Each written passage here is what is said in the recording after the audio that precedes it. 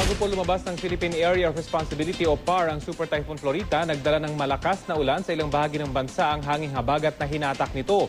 Ang ilang lugar sa Iloilo City binaha dahil sa masamang panahon. Balita hatid ni Caro Deladio ng GMA Iloilo.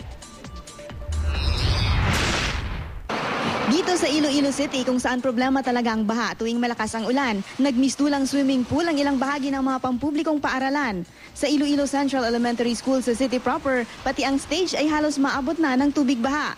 Hinintay na lang ng mga gurong dumating ang mga magulang ng mga estudyante bago sila pinahintulutang makauwi.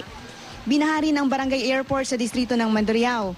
Ang masama pa, nanggaling sa umapaw na kanal at imbornal ang baha. Pinasok na rin ng tubig kahit ang gym ng kalapit na Tabukan Elementary School.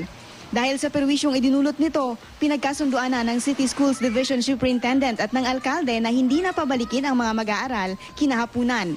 Sa probinsya ng Iloilo, apektado rin ng baha ang Dumangas National High School. Halos 50 silid-aralan ang hindi magamit dahil mataas ang tubig sa daanan papunta sa mga ito. Agad namang pinalinis ng LGU ang kanilang drainage system. Sa bayan ng Uton, binantayan ng mga residente ang tubig sa Bachano River. Pero dahil sanay na ang mga naninirahan sa gilid ng ilog, hindi pa rin sila lumikas kahit medyo mataas na ang tubig.